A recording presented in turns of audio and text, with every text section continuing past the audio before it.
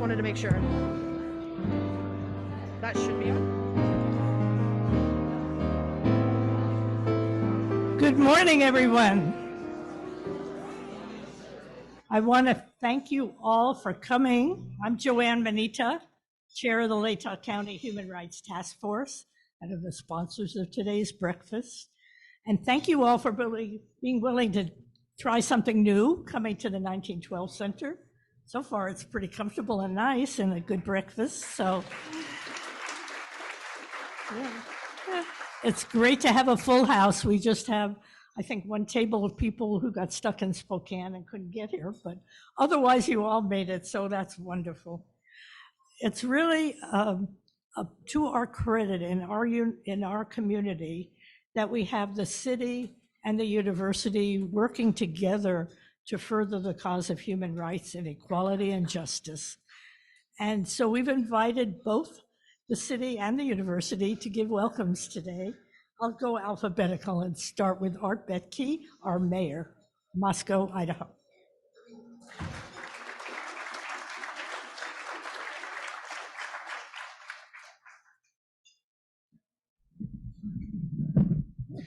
Thanks, Joanne, for that. Good introduction. And you always put on a good show, and appreciate that all these years. So I'd like to start by thanking the organizers for putting this together. All these details that go into a meeting like this, a presentation, a commemoration, are myriad, and it means that this is not a trivial endeavor at all. And so also thanks to the people who worked on this project to get it up and going, and plus all of the people here who are staffing the thing and bringing us food and beverages and things like that. So when you have a chance, thank them too. Well done.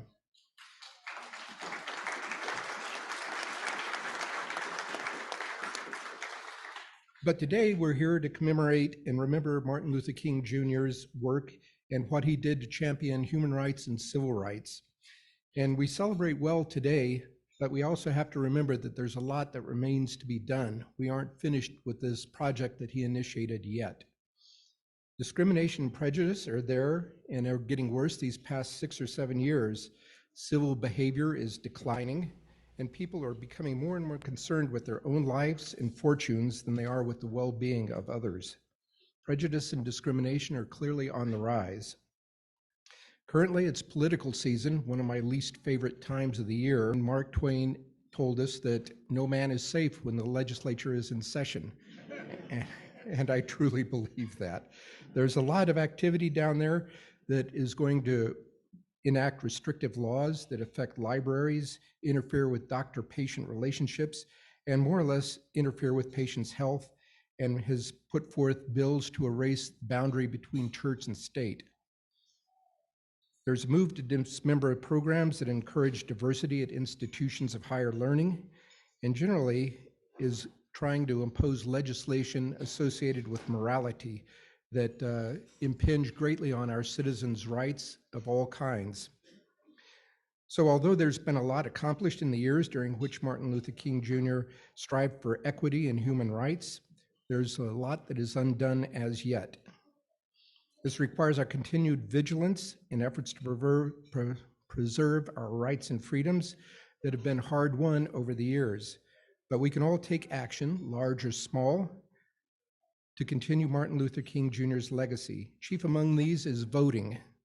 Please go out, register to vote, get educated, and then do it. Encourage your friends and family to do the same. This is the most effective way to affect change in our state for the better. Overall, we need to remember and continue Martin Luther King Jr.'s lead and become civically involved through grassroots activism, voting, and running for office ourselves. We've got a city election coming up in a year after this. Think about it. Think about running and putting yourself out there. But let's think about the example of Martin Luther King Jr., who we celebrate today in all of his activities, and also endeavor to work to assist in continuing his work to assure the civil rights, human rights, and liberties for us all. Thanks very much and welcome.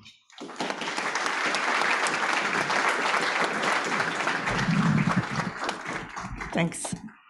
And now it's my pleasure to introduce from the University of Idaho, Dan Ebert, Vice President of Information and Technology. Thank you, Dan. Thank you very much. It is always a really hard act to follow the mayor, but I'd like to echo his thanks that he expressed as well. I'm honored to be here at the Martin Luther King Jr. Community Human Rights Breakfast and extend a warm welcome from President Green, who's sorry that he couldn't be here today. The work done by the Latah County Human Rights Task Force and its partners over the years has made an enormous impact on our community, and I think we all know that. The University of Idaho supports opportunities for all faculty, staff, students, community members to collaborate, to feel welcome, to feel respected, and to create environments that all of us can learn and grow. But you know what? There's always opportunities to learn more and to do more. And today's program and featured speaker are examples of those opportunities. I had the pleasure of hearing Mario speak to the Moscow Chamber of Commerce monthly lunch this week, and I think his topic of moving forward together is particularly relevant right now in our society, and I really look forward to that discussion. The university in whole looks forward to continuing our partnership with all the organizations that support human rights and that help our community in understanding and accepting all people. So thank you for providing me the opportunity to say hello this morning. I hope you enjoy each other's company, enjoy the breakfast, and enjoy the conversation. Thank you very much.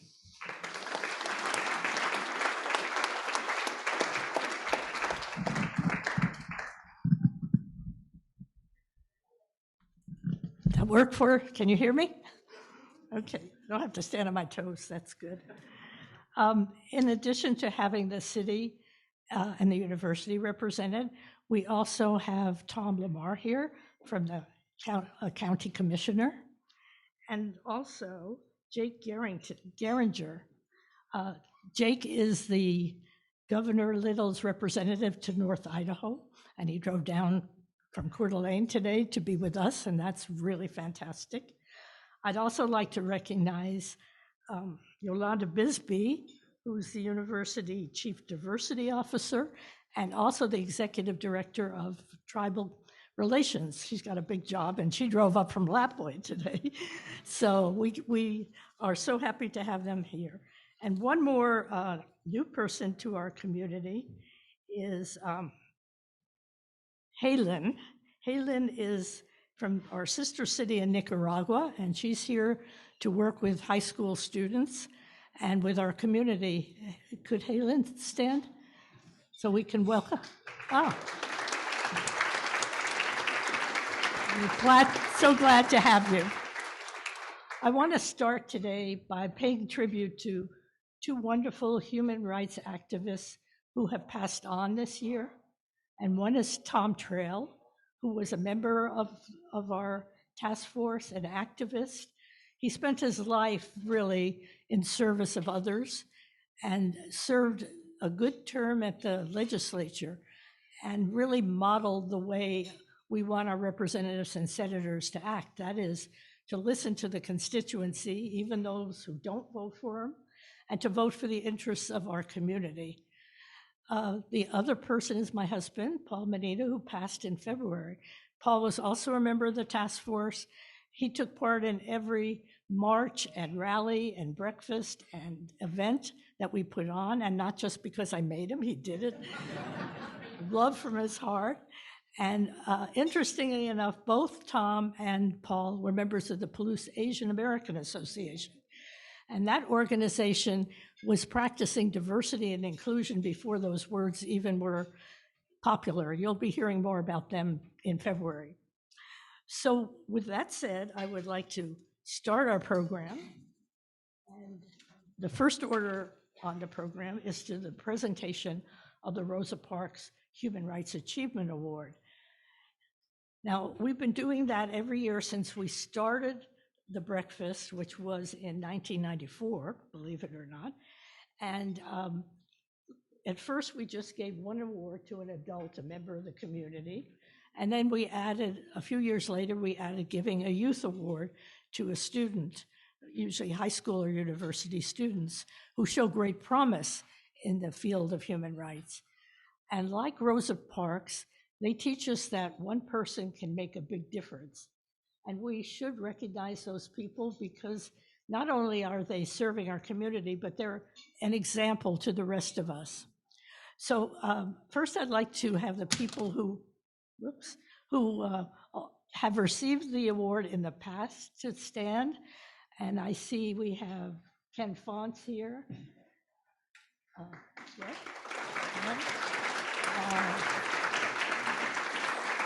Yes. Susan Hodgins and Leanne Erickson. And we thank you, all of you. Is anyone I missed? Nancy Cheney. There she is. All of you for your service in human rights. So I'm going to turn this over to Mary Jo Hamilton, who's in charge of this project for the task force. She's our secretary. Mary Jo.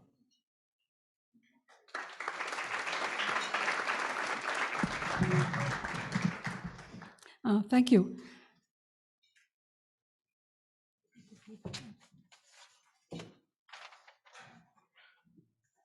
As Joanne said, every year we select Rosa Parks Human Rights Achievement winners in student and community categories. The criteria for the selection of a Rosa Parks Award include, but are not limited to, length of participation, active participation in human rights causes, a record of leadership and accomplishment, and a manifestation of special courage and commitment in opposing bigotry and celebrating diversity. This is a big, we're asking a lot of these people. So I'd like to have Mario Pyle come up to introduce the Rosa Parks awardee in the student category.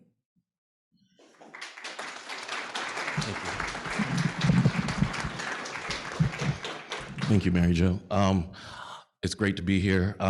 To talk about this person in a short period of time is really hard because this person does so much. It's typically what we see about Rosa Parks is her sitting on the bus, and that's what we honor.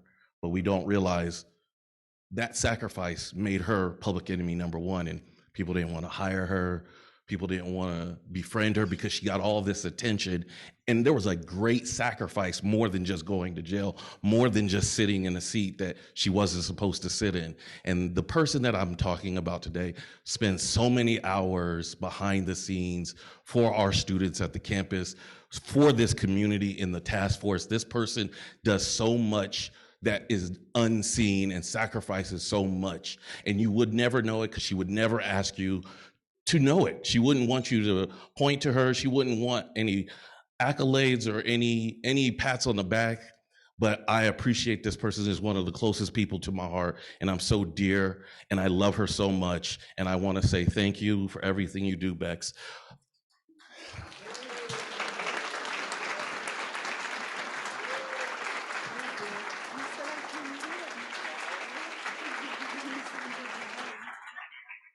Anybody out there have a camera that we're going to be able to do? That's so sweet. Thank you. Oh my goodness. Oh my goodness. Okay. Oh, picture. Sorry.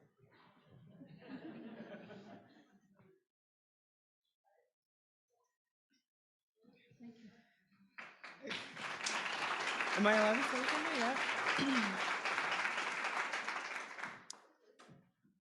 That's incredibly sweet.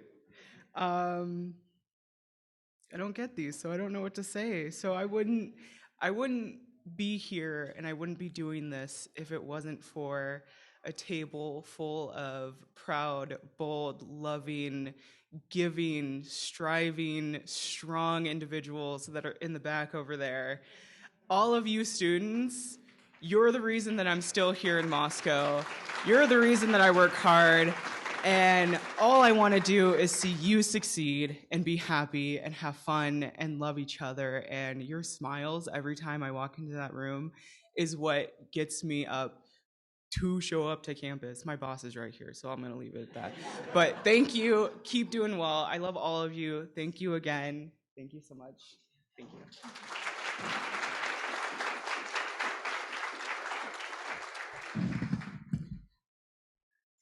Thanks, Bex, for all your work with the commission, that task force. You're very appreciated. Okay, I'd like to call Kenton Bird to come up and introduce the Rosa Parks awardee in the community category. Good morning. Welcome, everyone, and a special appreciation to the chefs for the breakfast, the task force members who organized this, and all of you attending in person and those watching via Zoom this morning. The recipient of the Rosa Parks Community Award for 2024 is not present this morning, so this will be an announcement rather than a presentation. However, in keeping with tradition, I will delay announcing the name until after I've given a short summary of the honorees' contributions to our community. It's a bit like the old TV show, This Is Your Life, where you hear all about them and then you get the name as the end to the suspense.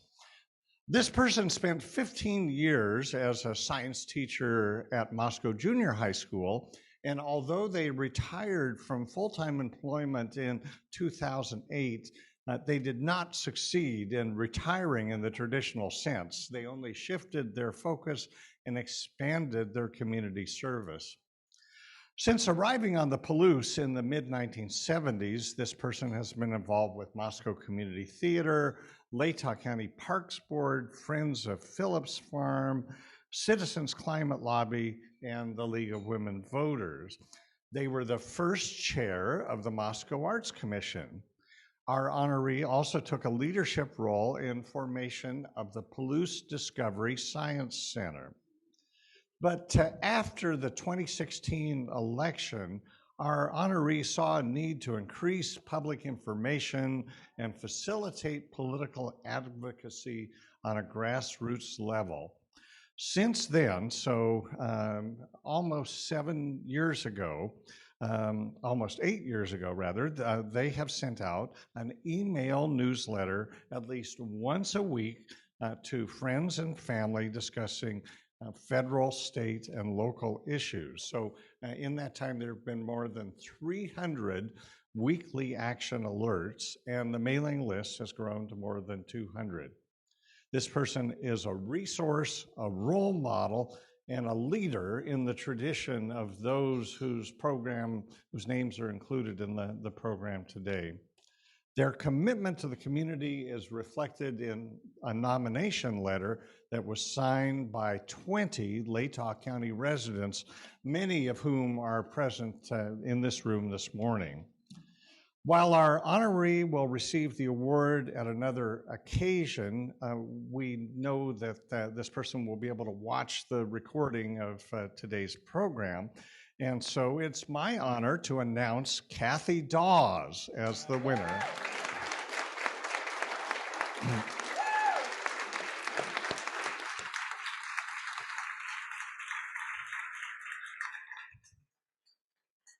So when you next see Kathy around Moscow at one of the many groups and activities and functions that she's involved in, please extend her thanks, and we'll be sure that when she returns to Moscow that she receives the plaque befitting her presence as the Rosa Parks Community Winner for 2024.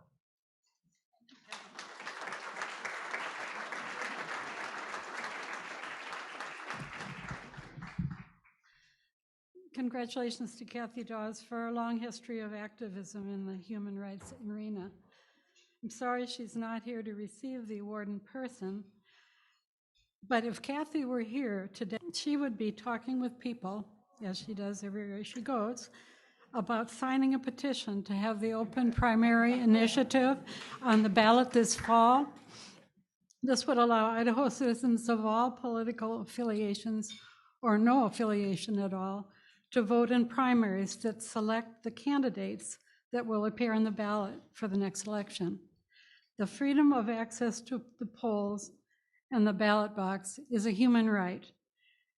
If you want to learn more about this issue or would like to sign the petition, there will be a table at the top of the stairs after we're done with our program today. And if you're interested, there will be people up there you can talk to and petitions to sign. Thank you very much.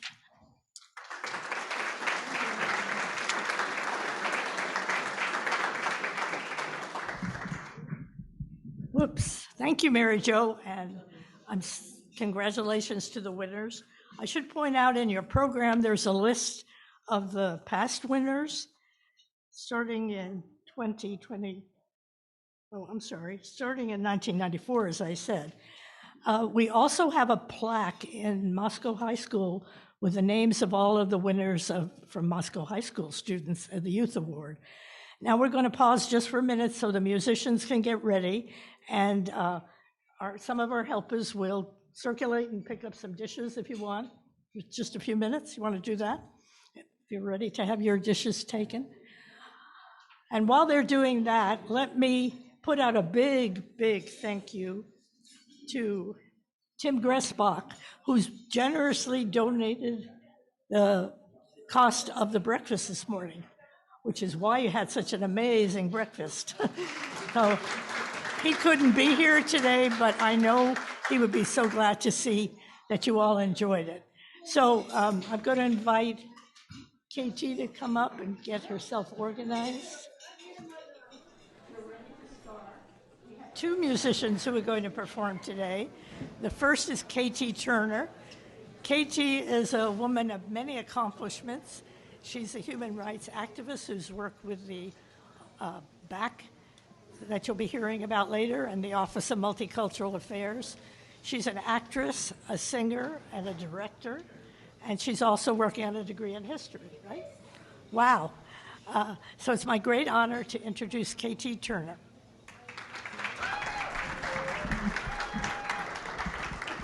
Hey, everybody. It's wonderful to be back this year. Last year, I brought a guitar. This year, I'll play the guitar myself. Like you said, I'm KT Turner. I am a second-year PhD doctoral fellow in the history department. Shout out to my professor, Dale. I'm so excited to be here with you all again. I'm doing two selections with a nice trumpet break in the middle, but this first one you all know. So if you would like to sing along, you are more than welcome to.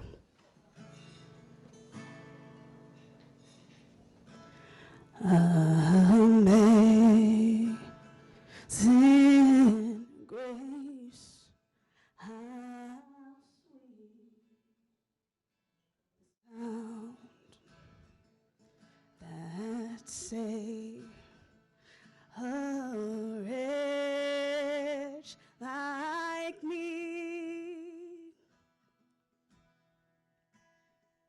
I once was lost, but now I'm found. Was blind, but now I see.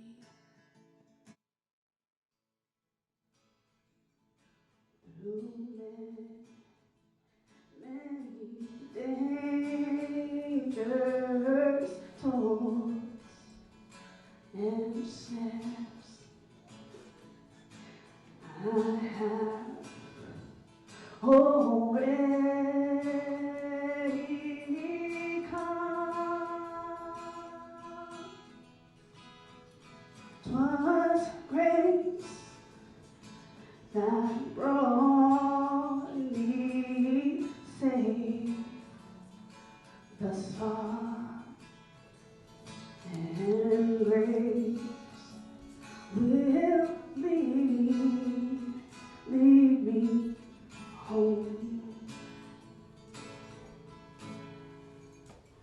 When we meet in there 10,000 years, bright shining as the sun, we know less days to sing God's praise than when we first begun.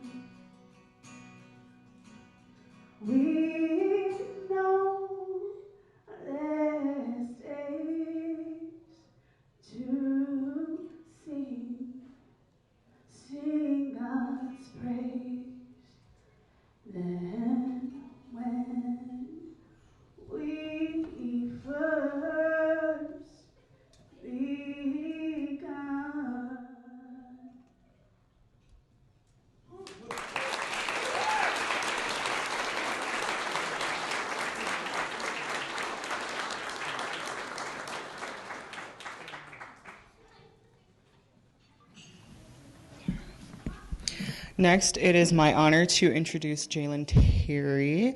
He's a trumpeter and a composer of Auburn, Washington, currently in the pursuit of a bachelor's degree of performance at the University of Idaho.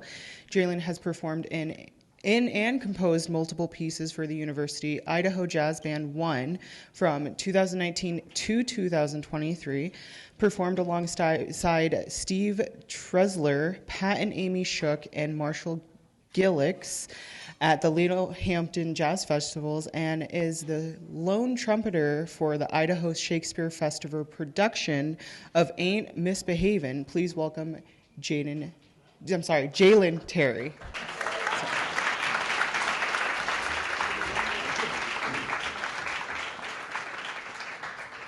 Hi, thank you. I'm Jalen Terry. I'll be playing a song for you called Footprints by Wayne Shorter. There's no particular story behind the song, but I like to think of this in conjunction with civil rights as what do we do in the footprints of the people who came before us, and how do we carry that message on to create a better world for everyone. So in this case, this is Footprints by Wayne Shorter.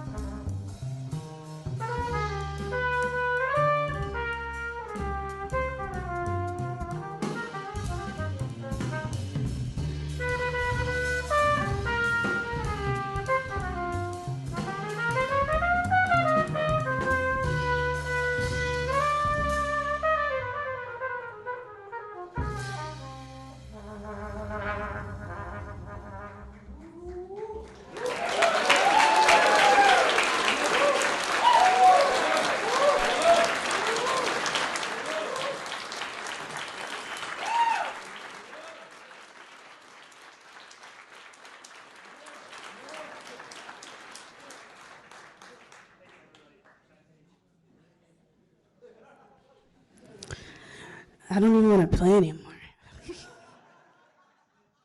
No, it's wonderful. Thank you, Jalen. I was feeling it. I don't think anybody was looking at me, but I was feeling it.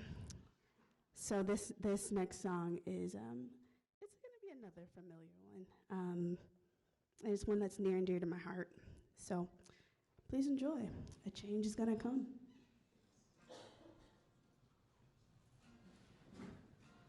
I was born by the river in a little tent, and just like the river I've been running ever since. It's been a long time coming, but I know change gon' come. Oh, yes it will. It's been too hard living, that I am afraid to die, 'cause I don't know what's out there beyond the sky. It's been a long time coming, but I know change gon' come. Oh, yes it will. And then I go to my mother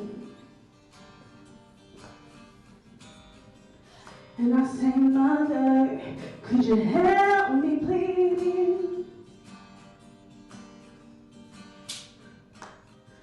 She said, I'd like to, I really would, but I'm not able. And I looked around and I was right back down on my knees. Oh, there were times that I thought I couldn't last for long.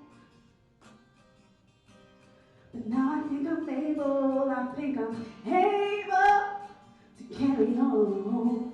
It's been a long time coming, but I know change gon' come. Oh, yes it will. It's been a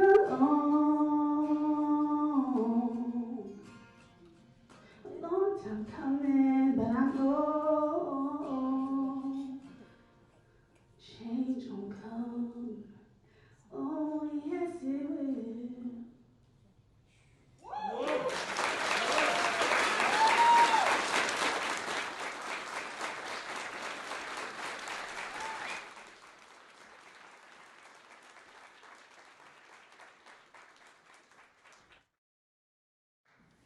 Well, thank you both for that amazing entertainment. Oh my goodness, give me chills. I wanted to invite all the student helpers and AmeriCorps helpers to come out so they could listen to Mario's talk. So now it's my great honor to introduce our speaker for today. You know, usually, in fact, almost always, we bring in speakers from outside our community. I mean, we've had the founder of Black Lives Matter, and we've had riders who took part in the Freedom Ride, and so on. And we realize we're overlooking gems that we have right here to listen to.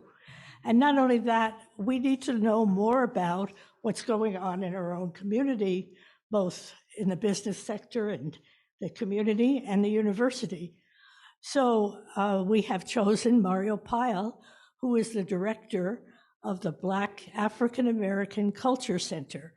That's been in existence only 2 years, maybe not fully 2 years.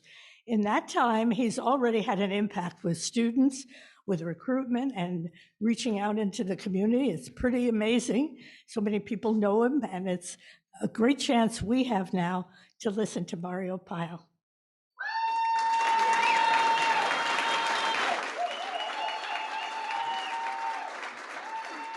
Thank you. Go for it.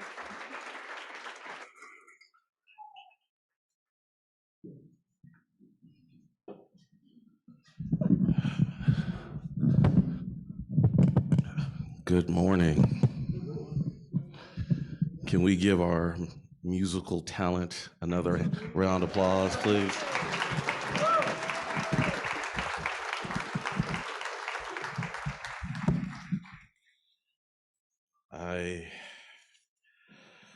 feel like music, if you're like me, has a unique place in your heart, and it takes you, like the smell of food, it takes you to a place, a good time, a time where you cherish something. And Jalen, you take me back to sitting in the car with my father.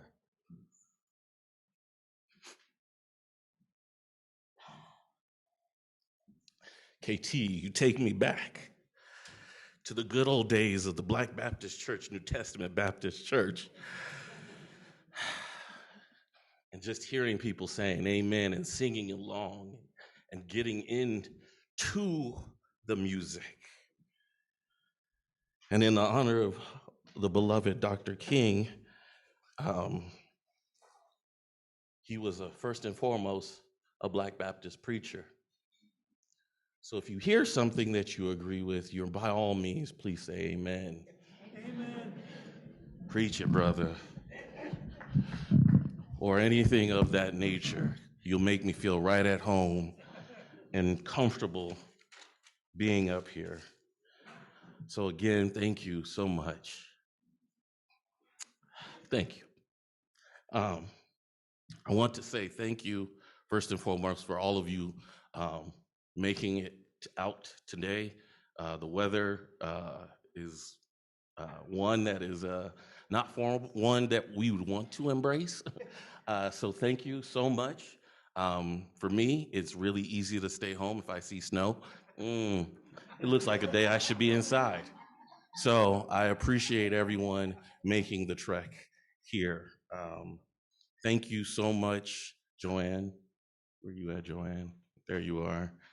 Thank you so much for inviting me, and not even that, just the friendship that we've been able to build. I appreciate that very much. It's not always easy moving to a new place and finding where you fit in. I'm still working on that, trying to find where I fit in, but I thank you for allowing me opportunity to share with you. Thank you to all the other task force members who have allowed me to be here to speak with you. As Joanne said, there's been many people who have come and spoke. And this whole week in honoring of Dr. King, you could listen to anybody speak. There's so many great, amazing speakers who've touched on so many different dynamics of Dr. King. And I'm just a regular guy who cares a little bit about people. And so I appreciate that you will be willing to even listen to me, because I am not necessarily anybody who deserves to have people listen to them, not any more than you.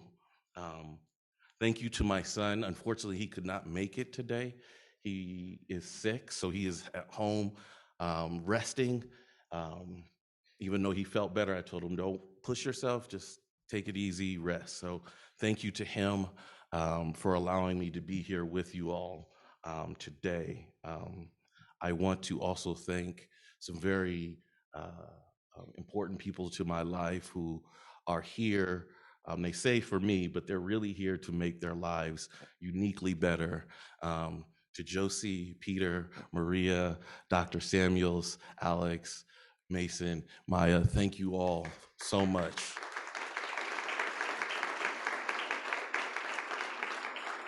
I don't get to do what I do without you all. And actually, my first person that I brought to UOI campus, Josie, she's gonna one day rock this world and be an amazing attorney. So keep your eye out for Josie. She's gonna do some amazing things. And then lastly, I do wanna thank those on Zoom. I don't know everybody who is watching on Zoom, but I do know my sister and my mother are watching, and I appreciate that they would be willing to take time out of their busy day, because it's Saturday. I mean, most people would rather just eat brunch and like watch football all day, you know? So I appreciate that. And thank you to the mayor for being here. Thank you, Dan. To my boss, Dr. Bisbee, Thank you so much for being here. I wasn't expecting you to be here, so I appreciate you making that trek all the way from Lapway to here. I wrestled mightily with what to say today, because speaking on behalf of Dr. King or in honor of Dr. King is no small task. There is no one else who is a regular citizen that has a day off. Think about that. He wasn't a president. He wasn't a senator. Wasn't a general in a great war. He was a man in the South who each step of the way could have said no. Just like us in this room, he was a regular citizen, a human being with no special titles or no accolades necessarily to his name as he began what he started to do. And he sacrificed a lot to do what he did. And it's really difficult because we don't have a schedule or a plan on how to celebrate Dr. King. There is no blueprint. There's a blueprint to Christmas. There's a blueprint to Easter. There's even a blueprint to St. Patrick's Day. Drink green beer. Every other holiday, there is a blueprint to how to celebrate. And what is even more difficult is, and if Dr. King was alive today and he wasn't robbed from us, there was thousands of other people who gave their life, who gave their everything to make this world a better place for Black people in America. It wasn't just Dr. King. His wife, who we sometimes forget, is the one that stayed home many nights alone, worried about her husband being murdered, being assassinated, being brutally killed. His children.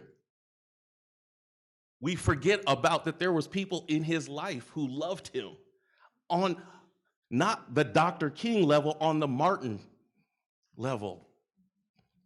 Or as Coretta would say, my Martin.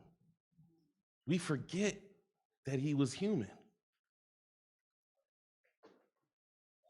Nowadays, we have stripped him to a couple fluffy quotes, to he loved everybody, to a Dr. King that I don't recognize. And it hurts my heart when I see politicians tell me that this is not a racist country. It hurts my heart when I see pictures of certain politicians compared to him who have done nothing but rip this country apart.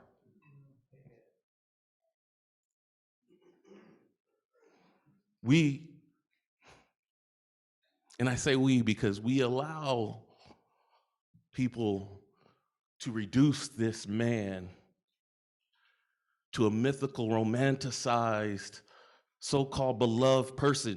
When you're assassinated, you're not beloved. When you're on FBI's #1 hit list, you're not beloved. When your phone calls, your hotel room, when everything is tapped, you're not beloved. Dr. King was not loved in the way that we have perceived and portrayed him. I wrestle because to tell the truth is to put your life on the line these days now. And so many speakers who speak on behalf of King water down their message in hopes of what happened to him doesn't happen to them. I wrestled this morning because we live in a state that has 21 hate groups. We live in a state that wants to erase my people's history because it doesn't want to offend anybody. I live in a state that wants me to live but hide a state that sees me as less than. How do I tell the truth and not sacrifice the things that I love? You don't. You have to sacrifice. We don't make change being nice.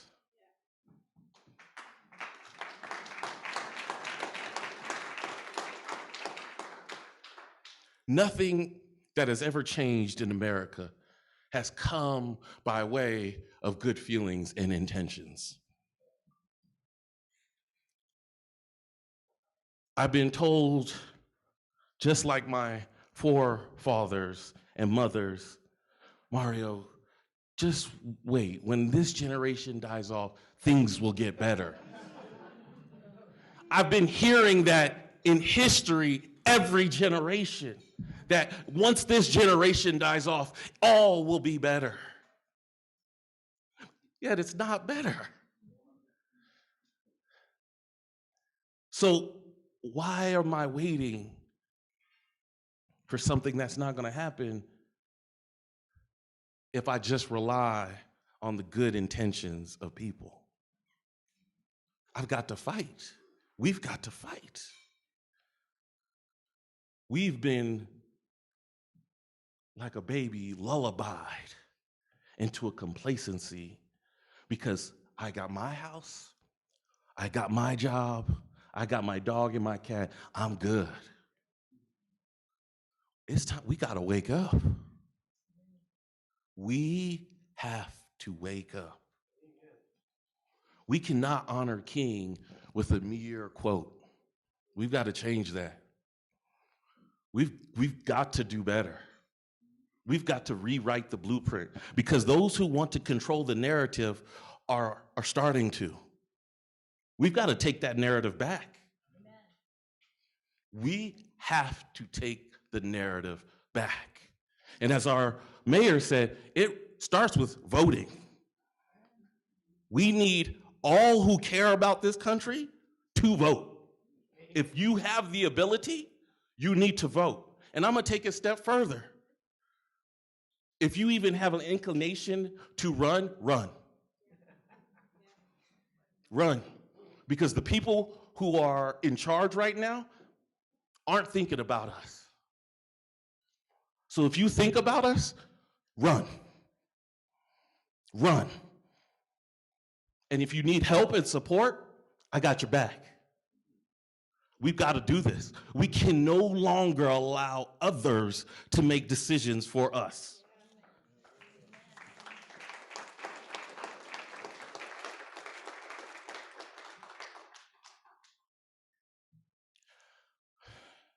I don't want to, actually, no, I do want to. So many times as a black man, I've been told that I need to apologize when I say something too aggressive, when I say something that may seem divisive, yet we live at the hands of divisive people. We live at the hands of people who are trying to pull us apart. We are at the hands of people who want to go back to a time period where I would have to not be able to sit at the front of the bus. I keep saying that I want to make this place a better place for my son. That means I got to give something. If you want to make this place better for the next generation, we've got to give something. We talk about rights, but we don't talk about responsibility. We have a responsibility. We have a responsibility to one another. We can no longer be complacent. I and mine is good, can't work anymore. Cannot work anymore. Why? Because it doesn't work. We've got to honor and celebrate not just Dr. King, but the thousands, not in just the civil rights era, in the abolition time period, before Frederick Douglass, before Harriet Tubman. There were slaves who fought on plantations for their freedom, who escaped to Mexico, who escaped to Canada. We must honor those folks. Blood, sweat, and tears. And If we want to talk about white history, John Brown, we got to honor those who fought. We want to talk about history in the context of, oh, slavery so long ago, but yet you want to honor Paul Revere? Exactly. The myth of Paul Revere holds prominence, but slavery was so long ago. So in the honor of reading quotes, I'd like to read a quote from Dr. King. It's a little lengthy, but I think it's worth reading.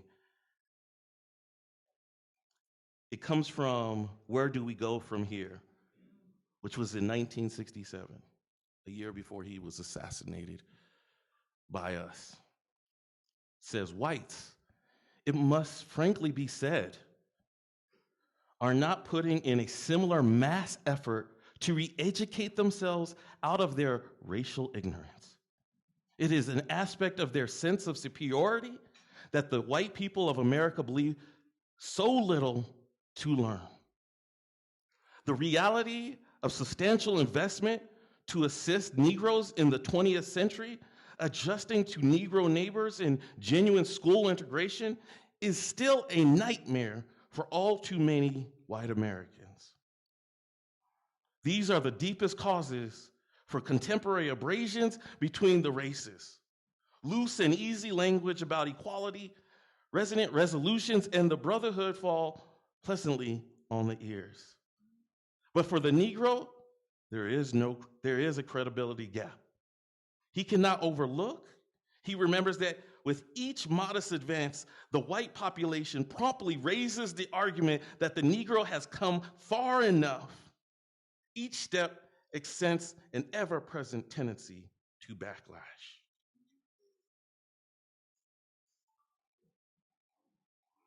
That was in 1967. Yet how prevalent those words speak to 2024. That I've never seen anybody post that quote.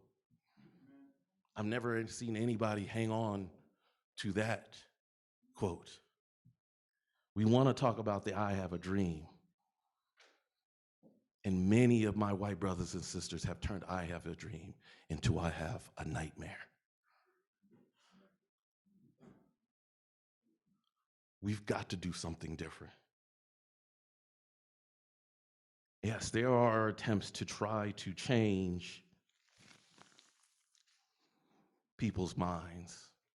There's attempts to change legislation so that we're more amicable to one another, at least legally. And I wrestle because between morally trying to reach the hearts of those who hate me because of the color of my skin, and also legally getting them so that they can't just outright beat me up in the middle of the street and everybody just watch. I wrestle because in between that, we still have hate that exists in this country. With all the strides in technology and all the strides in medical technology and all the strides we've had in work performance and work environment, we still have hate that exists so prevalent in our country, in our state. We have hate that exists right here in this country, in this city. I can't tell you how many Confederate flags I see. We need to make them feel uncomfortable.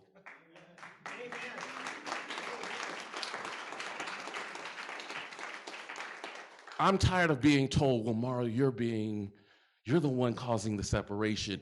The separation exists because of the behaviors of certain folks. I need your help to make them more uncomfortable. We got too complacent with hate. And it's because it's in our families. And we're so uncomfortable to have the talks at the dinner table. So I challenge you, have those conversations at the dinner table. Have them at the dinner table, have them when you're on the couch, watching the game. So many people I know will cheer for a black quarterback, but as soon as that black quarterback stands up against police brutality, the inequalities, now all of a sudden, yes. And we got to be done with the lip service of putting end racism at the end of the end zone. We got to lip service, we got to get, it's 2024, we got to be done with that. I got to see it in your actions. I need to hear it in your thoughts. How do I know that I don't see it? Dr. Bonnie Bailey completed suicide. She was the VP of Student Affairs.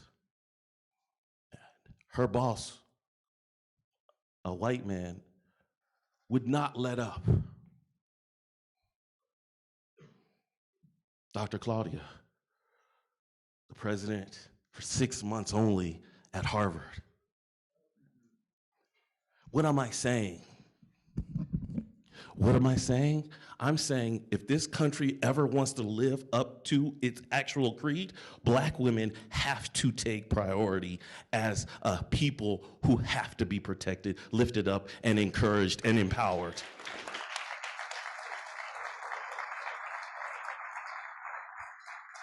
Black women have been raped, abused since they've been on this soil, and we have yet to stand up for them. We have yet to say no more. We have yet to say, I won't stand for it. I will stop using your supplies or doing whatever it takes to let this country know black women are the very essence of our life. And until we stand up for black women, the way we stand up for stop killing dolphins, stop cutting down trees. Oh yeah, clap, clap.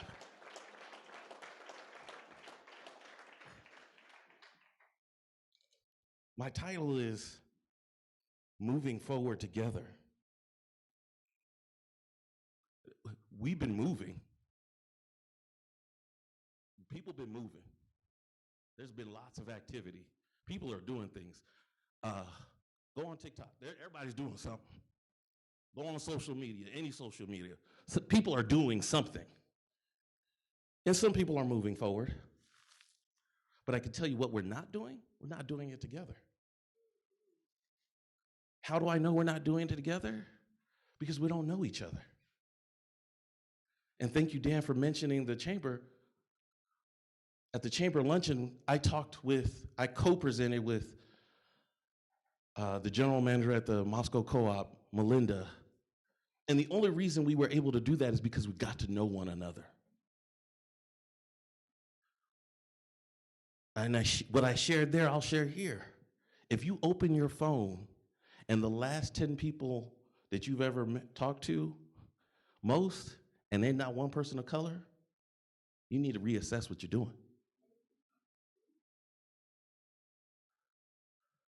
If you're a man and there's not a woman in that, you need to reassess what you're doing. And I'm gonna throw this out there. For any man who's watching or spying on us, if you can't allow a woman to lead, I need you to go away. Just go away. And if you can't be in the same room with an LGBTQ or a trans person, go away. Just go away. If you want to move together, it can't be on the pace of white fear. I've seen it and I've heard it since I was a little kid. Every time black people are successful, white violence ensues. Anytime people of color start to move forward, white men get a little itchy and want to tear it down. And I know I got a lot of white brothers who don't feel that way, and I need y'all to step up and say something. Step up and say something. Be vocal.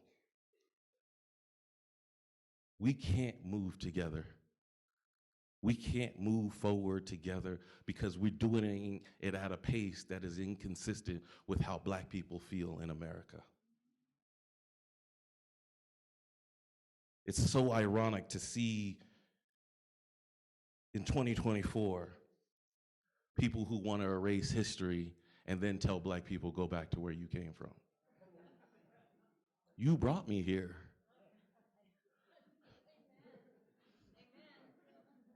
And I gotta leave? How about we talk to the Native Americans and see who they let stay? How about that be the policy? Whoever they say can stay, stays. We can't move together because we don't know each other. Because we're still afraid of each other. Because I'm still seen as a threat because I'm a tall Black man. I'm seen as inferior because how could a Black man speak the way he speaks and walk as confidently as he does? What jobs am I not allowed to do because I'm Black? Think about these things. Think about how you interact. Think about this state, because sometimes what I see, especially in Idaho, is, oh, that happens in another state. That doesn't affect us here. That doesn't happen here, Mario. Don't bring issues that don't exist here. Oh, don't? Because in 2018, a Black DJ was beat up by 4 Idaho white men. 2018. Don't tell me it doesn't exist here. As the director, and I might get in trouble, so I apologize, Dr. Bisbee. I'm supposed to bring students here when there is a clear narrative that this place has a racial overtone where it doesn't like Black people. How am I supposed to bring Black students here? Especially if white silence dominates the picture. You can't be silent. You can't tell me it doesn't exist, because I have students in this room who've experienced it, who are experiencing it. I have a student who was called the N-word the first 3 months she was here. Don't tell me it doesn't exist. Stop gaslighting folks. And owning it doesn't mean you lose out on something. Because that's what I also hear, Mario. Just pump the brakes, because people are worried about change. They don't want to lose what they have. But if what you have is at the cost of my humanity, what do you have? If what you have is at the cost of someone's humanity, what do you have? I'm gonna say that one more time. If what you have is at the cost of someone else's humanity, what do you really have?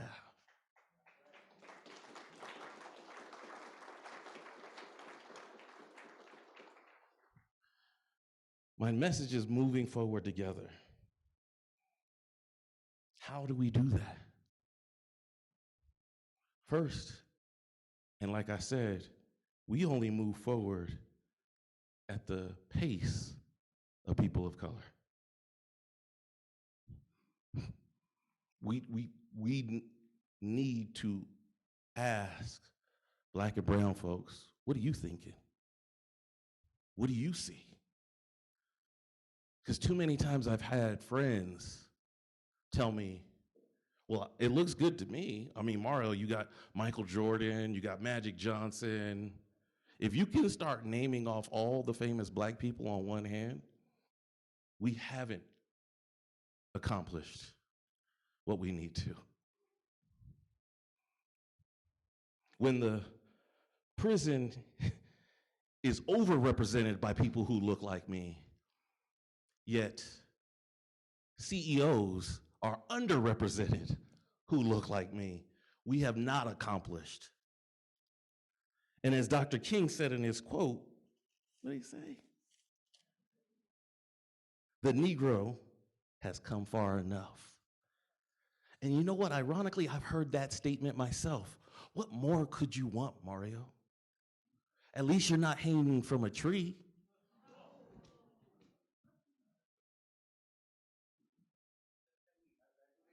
Right.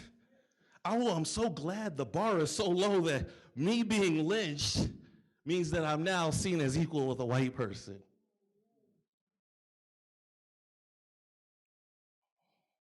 When statements like that, and statements that I heard, and I'm so thankful I got to meet with some students from Moscow High Thursday, and one young lady shared with me, and this is why we can't wait till the next generation, because this generation coming up is holding on to certain beliefs. One young man, two other young white men around him, proceeds to say, hey, who at this school would you want as a slave? I would want this student because he's big and strong and can get a lot of work done. This is in Moscow High right now. Right now. Don't tell me this is in the past. Don't tell us we can wait. Don't tell us it's gonna die. Racism just doesn't die. It has to be assassinated.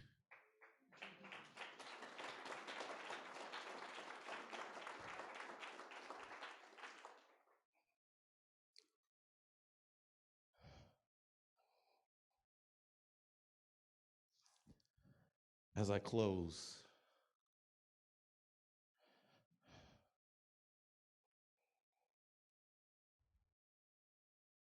I think about my son and the potential backlash he could potentially face as a biracial child in a predominantly white area, white school.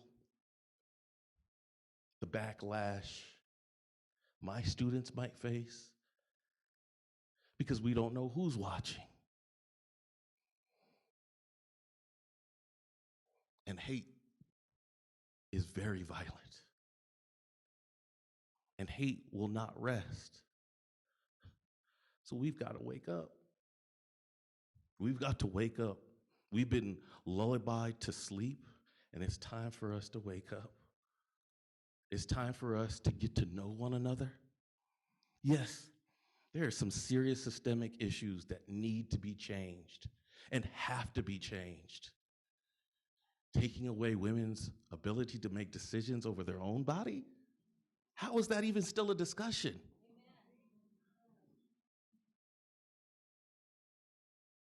That I'm a threat because I walk by with my hood on? How is this still a discussion?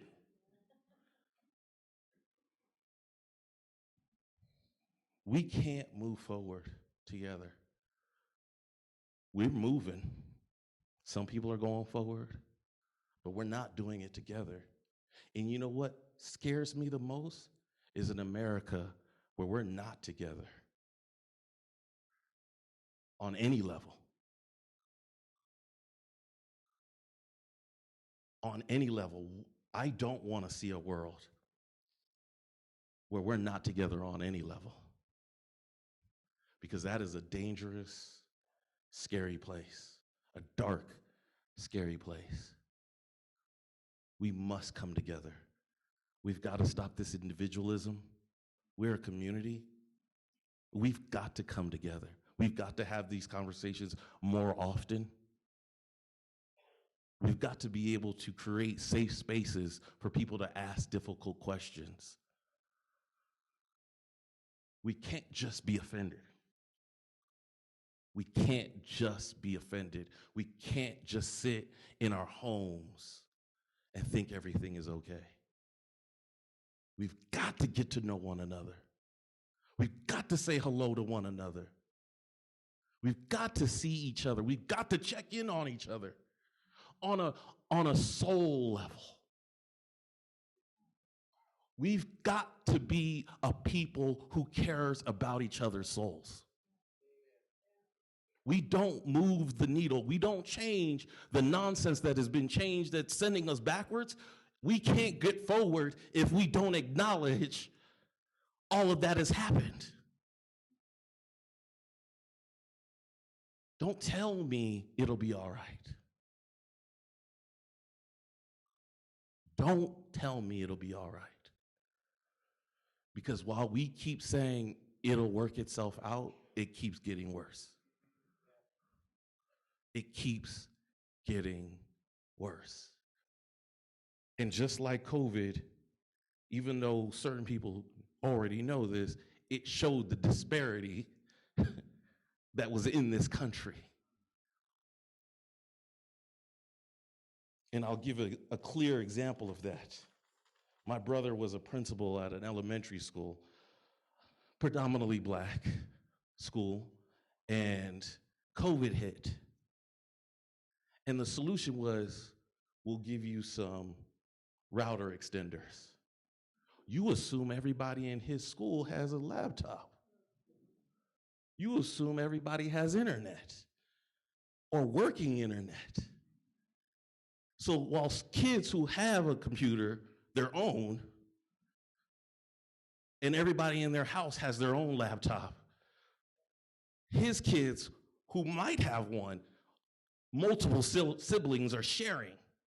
Think about the education setback that takes place when kids who are in elementary aren't being educated because they have no resources to even get the information. That's 2020. That's recent. I'm not talking about the 70s that occasionally, or the 60s that we occasionally put in black and white, even though there was color back then, to show how far ago it was. I'm talking about stuff that happened within the last couple of years. There are disparities, and if you're deceived by the 1% of the Black population who seem successful, even if they've had to sell their soul or they've had to compromise in ways that you can't even imagine, yet while the rest of the Black and African American community continue to struggle just to be seen as human, you are not doing America just service. Again, thinking just because that problem may not exist here in Latah County, in Idaho, we're all Americans, and I've got the opportunity to serve as a military member for 20 years. When I was overseas, I didn't just protect one state. I didn't protect California, where I'm from. I protected the United States of America. So if you sit in a state and you say that problem doesn't belong to me, I'm offended as a military veteran.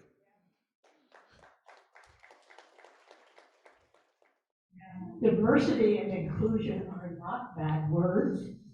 And the programs we have at the university for Black students, Hispanic students, Native Americans, DLBT and the Women's Center, they're all part of education, they're part of our community, and we need to keep them.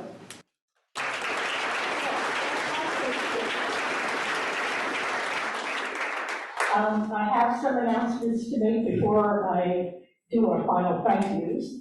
The first one is that the task force is kind of reorganizing our membership structure. We're doing that because we want more people like you to be more involved. And we're doing that because we need more help to put on events. If you look at the brochures on your table, you see that the task force has some event every month of the year. We're either putting them on or we're helping someone else to do it, and we need more people. So we are expanding our affiliate membership. If you want to help us, but you don't want to have to go to a meeting every month, you can be an affiliate member. You can choose what activities you would like to help with. So there are yellow inserts in the brochures. If you're interested in becoming an affiliate member, you can fill that out or go to our website, humanrightslink.org, and talk to us about how you could be more involved. So that's one important thing. The second is that next month we are giving awards for our art and essay contest. The subject is freedom of expression. And I want to tell you, your students don't have to be in a class that's taking part. If you have a child or a grandchild or students in children in your church or scout group, they can have entries into the contest as well as anybody else. It's on an individual basis. So when I lost what happened to our Human Rights Day program, anyway, so our theme this year is libraries and freedom of expression, and the deadline is next Thursday. And the presentation will be by the mayor on February 10th. Oh, there it is. Each year, the task force picks a theme, and we have a display and activities at the farmers market. This last year, it was celebrating our libraries, and we invite people shopping at the market to take part, write down comments, or this year we did thank you notes to the librarians. So all those things are part and parcel of what we do, besides having a wonderful breakfast every year. I want to do some thank you now. First of all, I want to thank Tim Dressbach again for paying for our wonderful breakfast.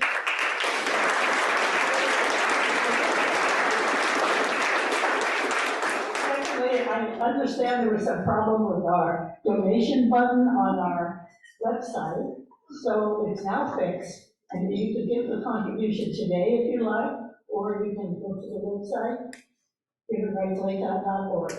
So I'd like all our students, get all of the students and AmeriCorps people to come up so we can thank them.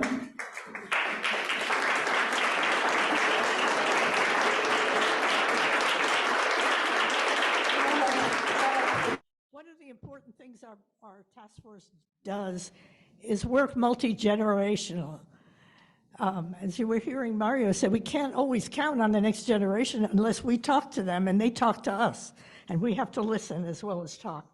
So part of what we do is ask Moscow High School students to volunteer for this breakfast, and we couldn't put it on without them. And in addition to that, we have AmeriCorps members and we have volunteers for the WSU Community Engagement Office. So thank you all. I hope you enjoyed being here today. Yeah, thank you.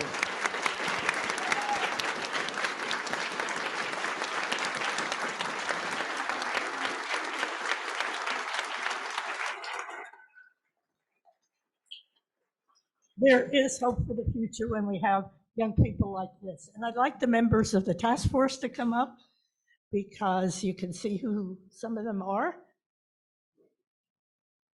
And they work very hard to make this all possible.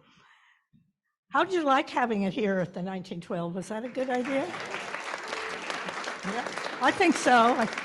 So I really want to thank Jenny, wherever she is, for helping us so much. I have never sang this song slow, but last year for some reason it was sang slow. So Mario said I reminded him of church, so we're about to go to church. So Beck said she would clap with me. Clap, get into it, because this is a celebration. It's not some solemn, oh, we're going to do it someday. No, we're going to do it, and we're doing it right now. So. We shall overcome. We shall overcome. We shall overcome.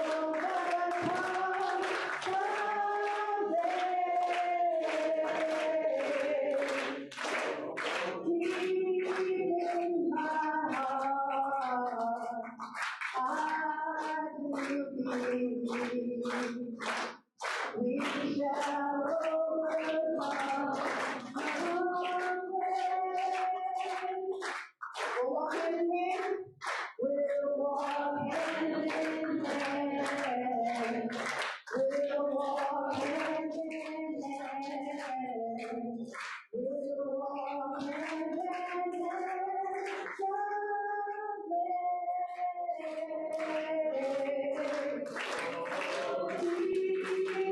In my heart, I do believe. We shall overcome someday. We're not afraid. We are not afraid. We are not afraid. We are not afraid someday.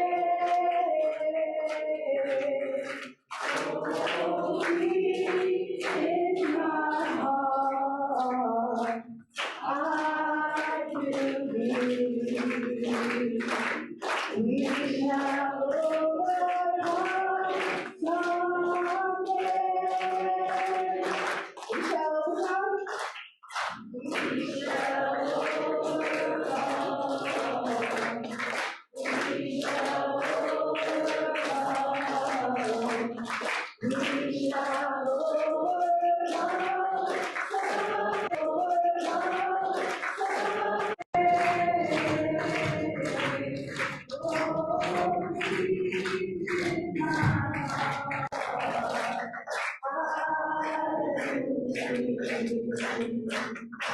We shall